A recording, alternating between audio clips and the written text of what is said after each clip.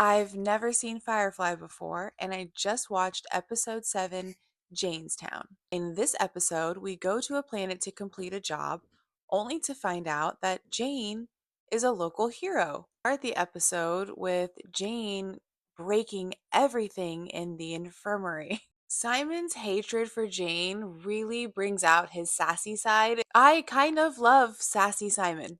I just know that Simon is so meticulous about the infirmary and where everything goes that drove him crazy. Starting the episode with Simon and Jane hating each other and then ending the episode with Simon getting attempted to be used as a hostage against Jane was very funny.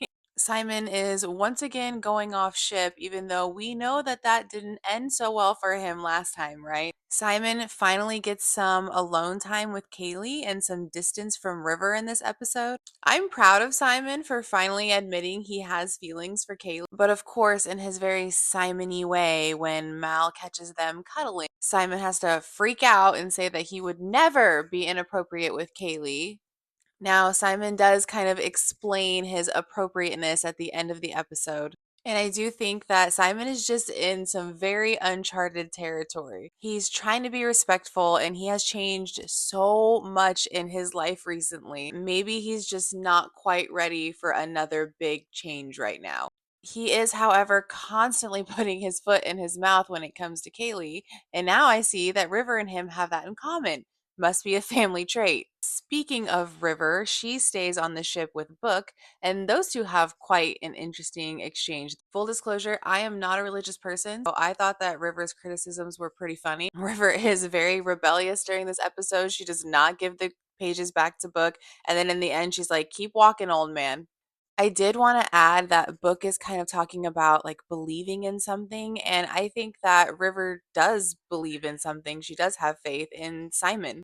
I truly don't understand River's reaction to Book's hair. I know she was muttering in her little riddles about snow and roofs collapsing, maybe foreshadowing, but as of now, I didn't really get that. I will say I was very proud of Book for keeping his cool. He doesn't really get upset until River starts ripping pages out of the book. And as a book lover, I would be upset at her ripping pages out of any book as well. But he showed a lot of restraint in this episode, which of course he is a shepherd, so that makes sense. I did love how he thought he was going to get those pages back from River, though, and he's like, "You can keep them." It's like, you weren't going to get them, buddy. You weren't going to get them at all. I love how Zoe handles Book this episode. She's like, "Yeah, whatever. Just can you just put your hair back up, please, so the girl can calm down?" It was interesting to see Zoe stay on the ship and Wash get to come off and join the adventure because Wash was providing a lot of comic relief. Very smart decision.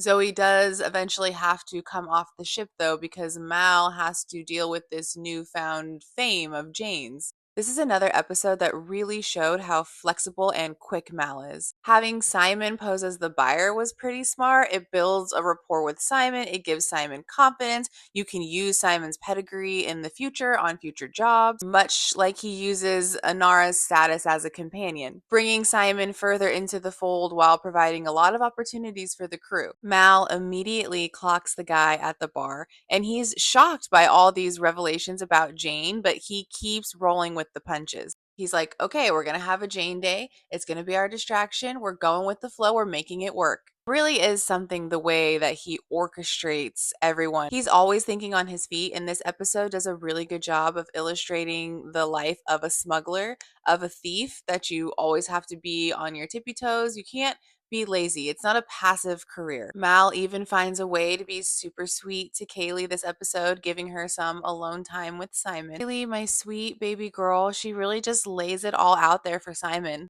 I think she is so brave for being like, "Look, do you like me? Like, what are we doing?"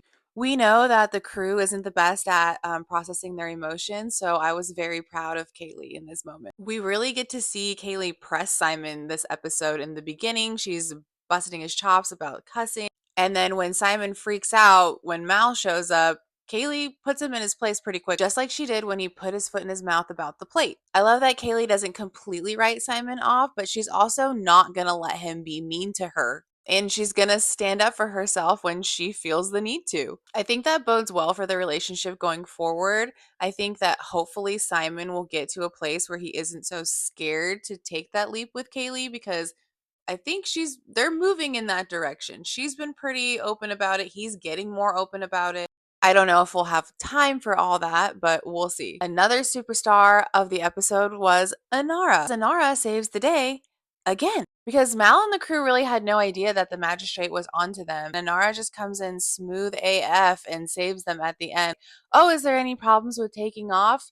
There shouldn't be, because I took care of that. She's very suave in her handling of the magistrate. She puts him in his place when he starts disrespecting her. One thing to note is that when Anara is with a client, we don't really know if she's telling the truth or if she's just saying what she thinks the client wants to hear in those moments. So that's something to remember. But she does tell the magistrate's son, like, look, I pick my clients and there's no way that I would pick your father. So if that's true, then I even more so believe that she was indeed trying to make Mal jealous in Shindig. And that leads us to the man of the hour, Jane, the hero of Canton. The nervous, shifty energy that this actor was pulling off in the beginning of this episode was palpable. Immediately from him like tearing through the infirmary to him wearing the hoodie with the goggles, like the eye movements, it was great. I was so confused watching this episode because I'm like, how do you not know that you're a hero to these people? Like, how do you not know why you're a hero? What do you mean? What do you mean you don't know, Jane? How do you not know, Jane? We finally find out when the song reveals the heroic act of Jane giving all this money to the Mutters, when we find out from Jane himself that that's not what happened, right? Jane just lost the money. I will say the most important part of this episode for me with Jane, there is a moment where he almost changes. Almost. He seems to genuinely feel bad about hoodwinking these people. He tells Mal, like, they started a riot for me. I can see hope in Jane that I didn't see in previous episodes. Unfortunately, by the end of this episode, that hope is crushed. The man in the box shows up again and airs out all of Jane's dirty laundry. And then the kid literally takes a bullet for Jane. And this doesn't solidify Jane's hope and say, like, oh, look, I'm a great guy because this kid just took a bullet for me. No, it has the opposite effect. He doesn't understand why these people would believe in him. What does he have to offer these people now that they know the truth? It's like this illusion that he had is shattered. It really is a testament to how others see you can really shape how you view yourself. And Mal has to be the one to tell him, like, it's not about you. It wasn't about you. It's about what you represented, and that was hope. They did a really great job this episode of connecting River and Book on the ship and Jane and the crew and Inara. This like overlapping theme of beliefs and symbols and faith. It was very smooth. Because what does Jane believe in? From what I know so far, Jane believes in survival. And I think that for a minute there, he was almost believing in more. He was so close. The statue reveal was great because of the shiftiness, because of him not knowing, but also because of the crew's reaction to the statue.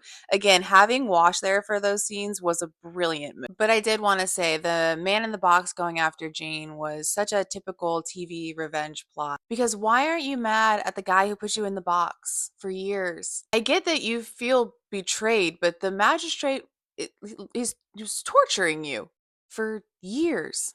Anyway, this episode does do a good job again of illustrating the struggles of the outer planet. You see like a very militarized, like police force state throughout the town, throughout the episode. The workers are so happy with this like forced bonus that they got, but you know, they're still not getting paid. They're still getting put in boxes as punishment, but at least they have that statue. You know, they riot over the statue because that's what gives them hope. And the magistrate's like, fine, take the statue because I'd rather you guys have a statue than have to pay you. The magistrate seems to be have put in place by the Alliance. He lives over the hill, they say.